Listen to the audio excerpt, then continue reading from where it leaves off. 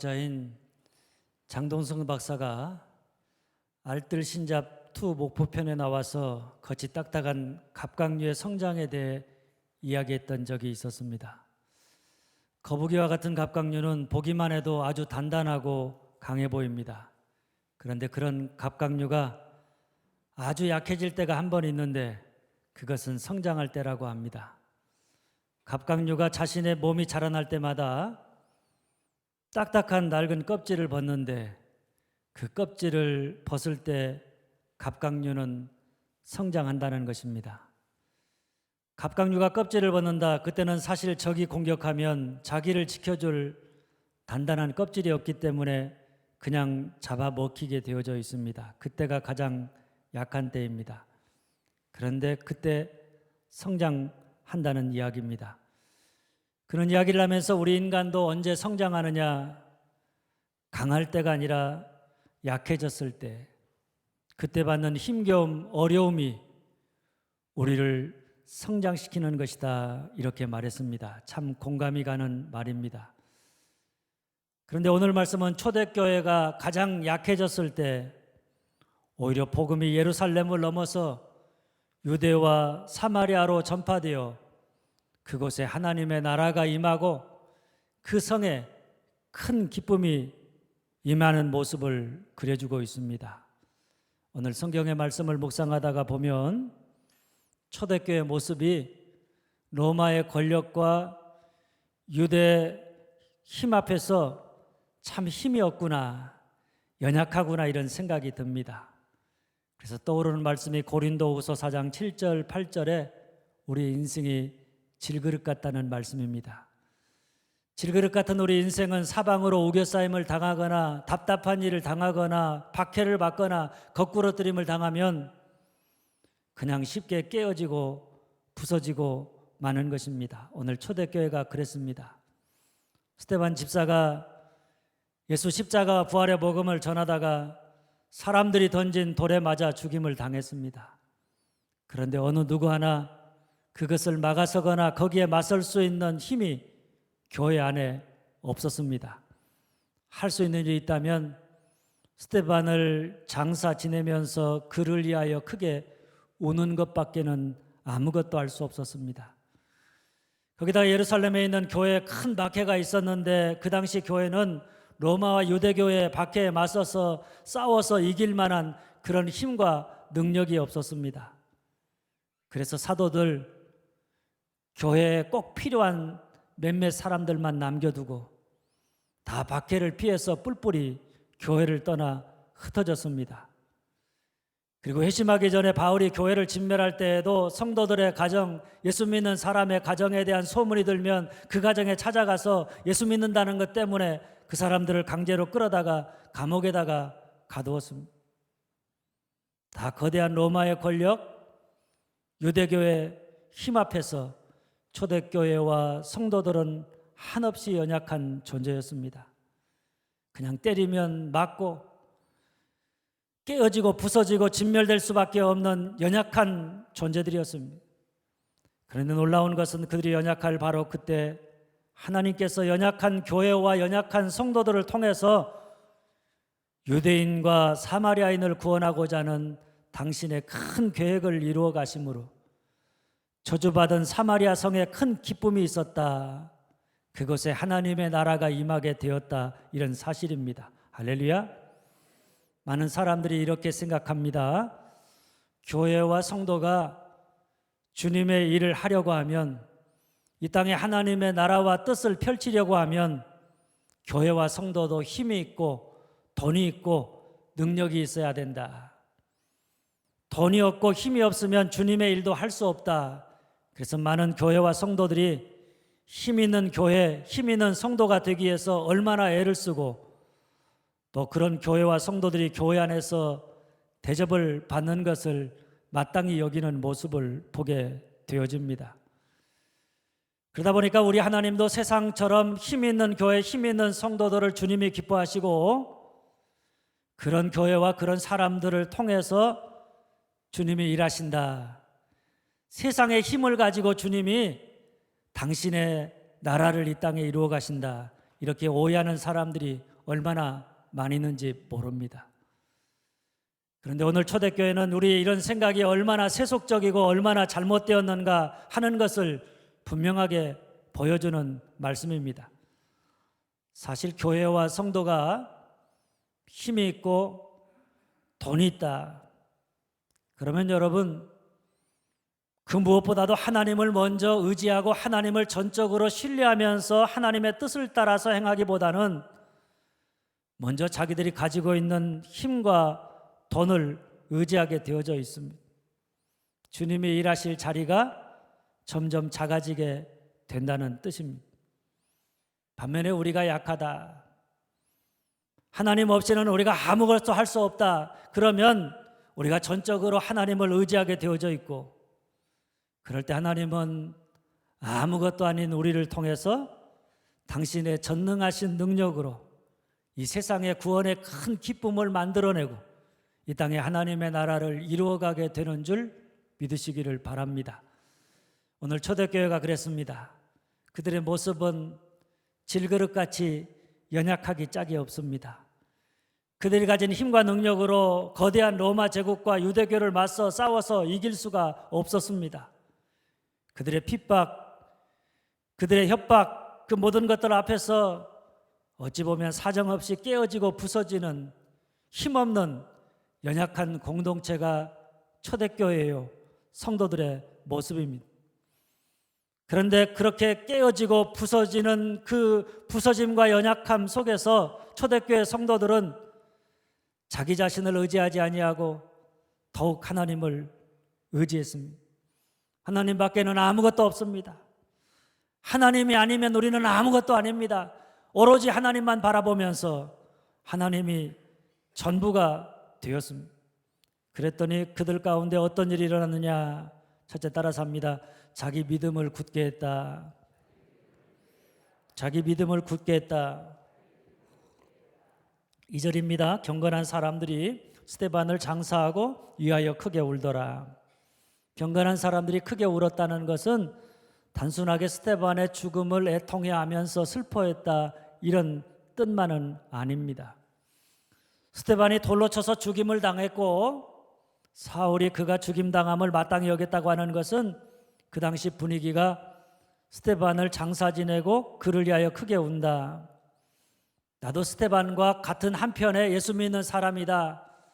나도 스데반처럼 예수 그리스도의 십자가의 복음을 증거하는 사람이다. 자기 신앙을 드러낸다 그러면 가차없이 그를 잡아서 죽일 수도 있는 그런 위험한 상황입니다.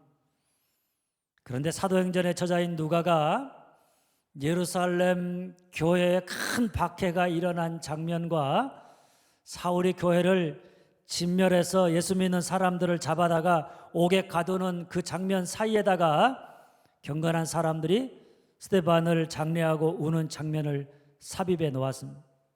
그런데 그 이유는 초대교회 성도들이 로마 권력과 유대교의 큰 박해 앞에서 한없이 연약한 존재였지만은, 그래서 박해를 피해서 흩어질 수밖에 없고 고난 속에서 슬피 울 수밖에 없는 연약한 자들이었지만은, 그 연약함 속에서도 그들의 믿음이 얼마나 견고했는가, 거대한 세상 앞에서 그들의 믿음이 얼마나 위대했는가, 그것을 우리에게 보여주고자 하는 것입니다.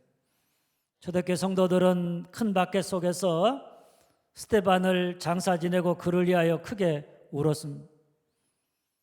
나는 예수 믿는 사람이다. 나는 스데반처럼 예수 그리스도의 복음을 증거하지 아니할 수 없는 사람이다.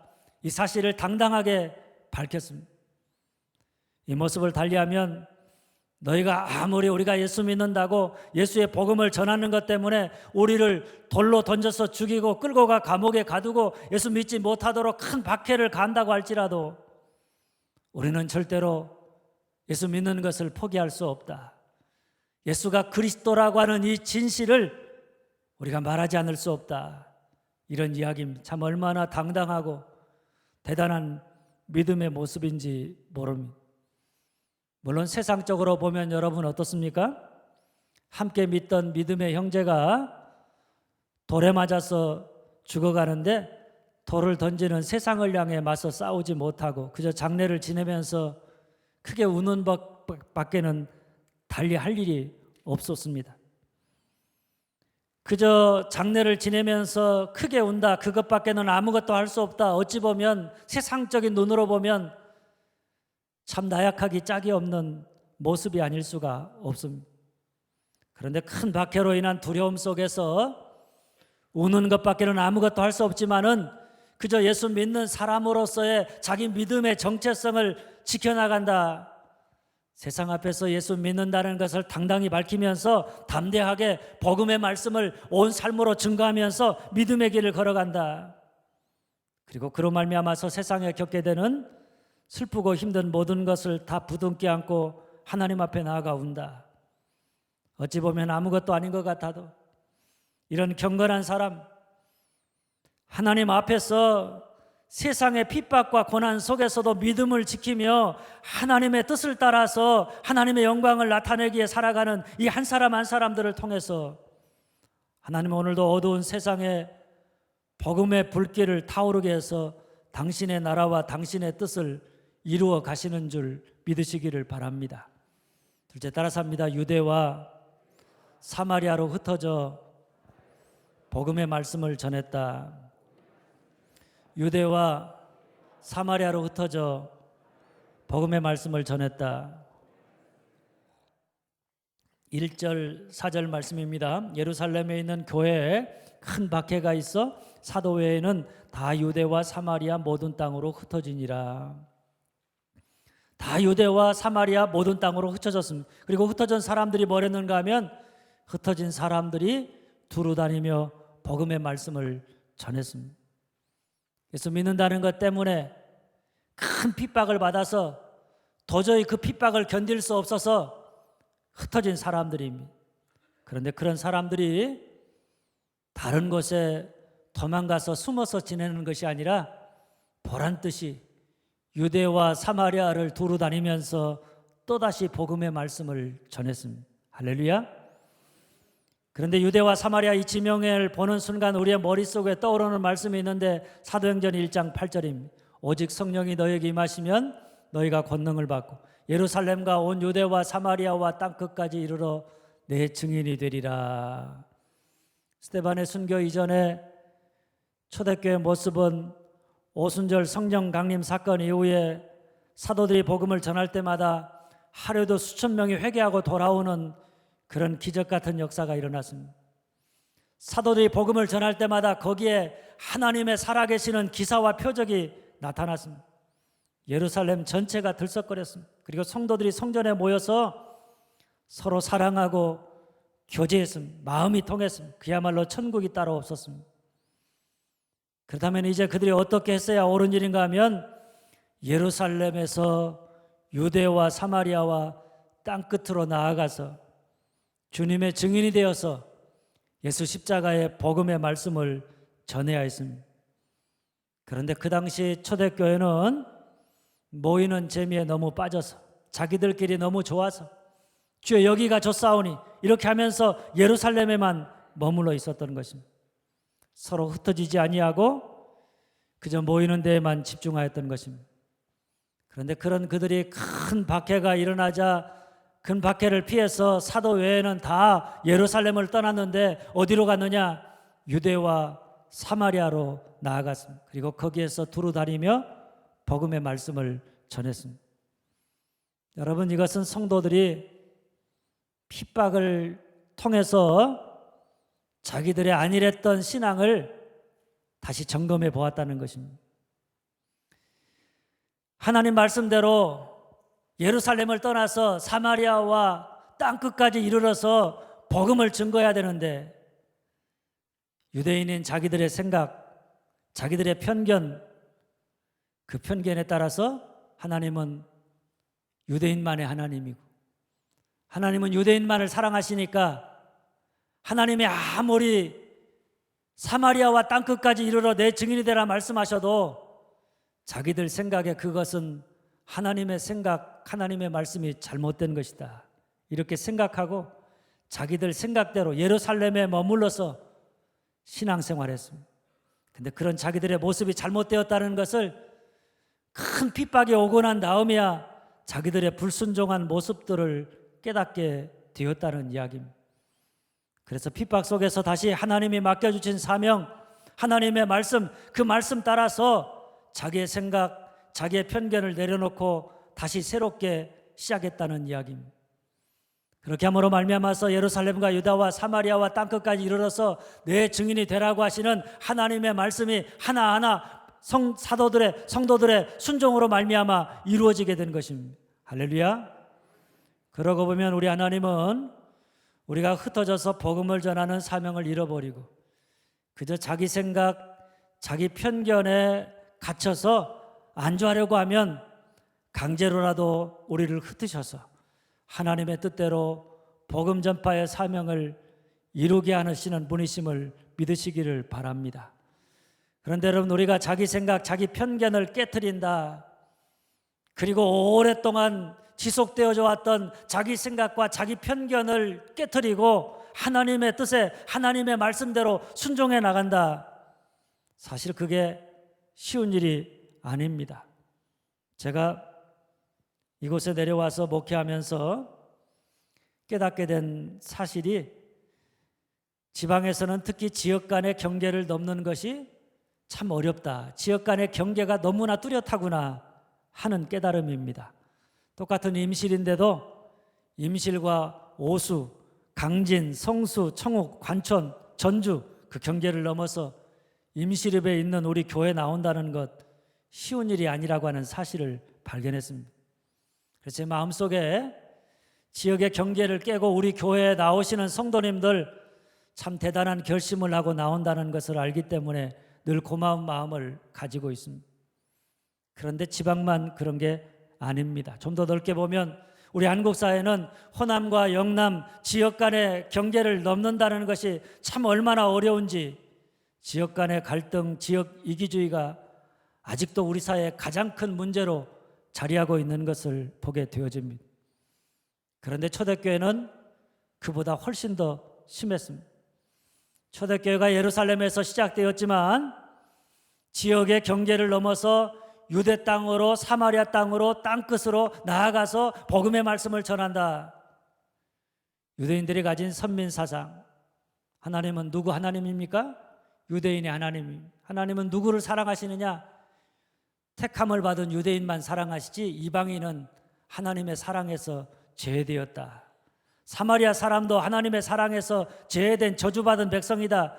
이런 편견을 가지고 있었기 때문에 유대인들이 하나님의 복음의 역사가 예루살렘을 넘어서 유대로, 사마리아로, 땅끝으로 나아간다, 그 자체가 거의 불가능한 시대였습니다. 그러니 초대교회 성도들이 예루살렘에서 유대로, 유대에서 사마리아로, 사마리아에서 땅끝으로 나아가서 복음을 전하려면 그들이 오랫동안 가져왔던 선민사상, 이방인에 대한 편견의 벽, 그 모든 것들이 허물어져야 가능한 일입니다.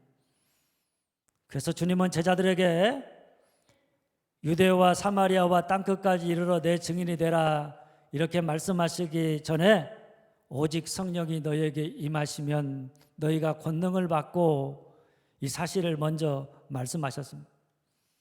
여러분, 이것은 성령이 아니면, 성령이 우리 안에 역사해서 내가 죽고 내 안에 성령이 역사하지 않으면 우리가 우리 안에 있는 편견, 내 생각을 깨트릴 수 없다는 것입니다. 나의 편견으로 인한 경계의 벽을 허물고 하나님의 나라, 하나님의 뜻을 따라서 우리가 온전히 순종함으로 나아갈 수가 없다. 뿐만 아닙니다. 우리가 자기 신분이 다 노출되도록 성령이 아니고는 큰 박해로 인해서 흩어져 있는, 그래서 자기 신분이 다 노출되도록 복음의 말씀을 전한다. 그래서 그것으로 말미암아서 우리가 많은 부당함과 불이익을 당한다. 그것을 감내한다는 것, 인간의 이기적인 자기 이익을 따라 살아가는 우리의 모습을 보면 성령이 임하셔서 자기가 깨지지 않는 한 그것은 불가능한 일입니다. 그러니 초대교회 성도들이 큰 박해를 피해서 자기들의 틀을 깨고 유대와 사마리아로 흩어졌고, 그들이 유대와 사마리아 땅에서 두루 다니면서 복음의 말씀을 전했다. 빌립이 사마리아 성에 내려가서 그곳에서 그리스도를 전파했다. 그리스도가 여러분들을 위해서 십자가에 죽으셨습니다. 이 십자가의 복음을 전했다. 여러분, 이것은 성령이 아니고서는 불가능한 모습인 줄 믿으시기를 바랍니다. 그렇습니다. 성령이 임하시면 우리가 예루살렘, 내 생각, 내 편견을 깨트리고 유대와 사마리아 땅끝으로 나아가서 하나님의 뜻과 하나님의 말씀 따라서 우리가 온전히 순종함으로 담대하게 복음의 말씀을 증거할 수 있는 것입니다. 유대는 어떤 면에 생각해 보면 우리의 이웃입니다. 사마리아는 예루살렘 입장에 생각해 보면 유대인들이 가장 싫어하면서 혐오하는 사람들입니다. 땅끝은 어디입니까? 하나님 없는 이방 땅, 하나님을 대적하는 원수들입니다. 그런데 우리가 좋아하는 사람, 곧 예루살렘에만 머물지 말고 우리의 이웃, 우리가 싫어하는 사람, 우리의 원수에게까지 내 마음에 그어져 있는 경계를 무너뜨려서 하나님의 말씀 따라서 흩어져서 복음을 전하고 주의 사랑을 전하는 자가 되어야 한다는 말씀입니다. 그러면 우리가 빌립처럼 내가 아니라 성령이 나를 다스리는 자가 되어야 합니다. 빌립은 큰 박해를 피해 흩어진 성도들 중에 성령의 충만함을 받아서 성령의 인도하심을 따라 순종함으로 자기 편견, 자기 틀을 깨고 성령을 따라서 사마리아에 내려가서 복음을 전했던 사람입니다. 우리가 편견의 장벽을 깨고 유대와 사마리아에 두루다니며 복음의 말씀을 전한다. 여러분, 그러려면 내가 죽고 내 안에 오직 성령의 충만함을 받아야 그 모든 일이 가능한 것입니다. 내가 살아있는 게 아니라 내가 깨어지고 내 안에 성령이 나를 다스려서 내 안에 일하시면 우리가 누구이든지 우리 안에 있는 편견과 혐오의 장벽을 허물어버리고 우리의 마음속에 있는 두려움의 장벽을 깨트려버리고 우리 역시 초대교회 성도들처럼 오직 주님, 오직 복음을 위해서 예루살렘이라는 장벽을 넘어서 유대와 사마리아와 땅끝까지 나아가 두루다니며 담대하게 복음의 말씀을 전함으로 그곳에 구원의 큰 기쁨이 임하게 할 수 있는 줄 믿으시기를 바랍니다. 이걸 보면 셋째 따라서 합니다. 하나님은 약한 우리를 통해 일하신다. 하나님은 약한 우리를 통해 일하신다. 6절, 7절, 8절 말씀입니다. 무리가 빌립의 말을 듣고 행하는 표적도 보고 한 마음으로 그가 하는 말을 따르더라. 많은 사람에게 붙었던 더러운 귀신들이 크게 소리를 지르며 나가고 또 많은 중풍병자와 못 걷는 사람이 나으니 그 중에 큰 기쁨이 있더라. 사실 빌립이 사마리아 성에 가서 그리스도를 백성에게 전파했는데 그들이 빌립이 전하는 복음의 말씀을 들었을 때 그 말씀으로 말미암아, 생명의 말씀으로 말미암아 어떤 일이 일어나느냐? 표적이 일어났습니다. 하나님이 살아서 역사하신다. 표적이 일어났고 무리가 한 마음으로 하나님의 말씀을 다 하나님의 말씀으로 받아들이는 역사가 일어났습니다. 더러운 귀신들이 쫓겨났고 병든 자들이 나음을 입는 그런 역사가 임했습니다. 다 주님이 하신 사역입니다. 우리 예수님의 공생의 사역을 크게 성경은 세 가지로 이야기하는데 첫째는 하나님 나라의 복음의 말씀을 전하는 것이고 둘째는 귀신을 쫓아내는 것이고 그리고 셋째는 병든 자를 고치는 치유의 사역입니다. 그 모든 것을 통해서 결국 하나님의 나라가 임하게 하는 것입니다. 어두운 세상, 죄악과 사단이 지배하는, 고통이 지배하는 세상 속에 하나님의 통치가 이루어짐으로 그곳에 큰 기쁨이 있게 하는 하나님의 나라가 임하게 하는 것, 그것이 주님이 행하신 주님의 사역의 모든 것입니다. 그러니까 지금 빌립이 사마리아에서 그리스도를 전파했더니 거기에 어떤 일이 일어나느냐? 우리 주님이 행하신 사역이 그대로 다 일어나서 그 성에 큰 기쁨이 있었다. 그곳에 하나님의 나라가 임했다. 이런 말씀입니다. 할렐루야. 사실 사마리아 땅은 참 저주받은 땅입니다. 순수 유대인들로부터 쟤네는 우리 순수 혈통이 아니야. 이방인과 피를 섞어서 쟤네는 이미 이방인과 다를 바 없어.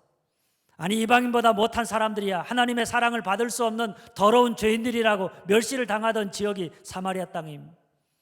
좀 우울하고 편견과 세상의 시선으로 고통을 당하는 어두운 지역이고 기쁨이 빼앗겨버린 그런 땅입니다.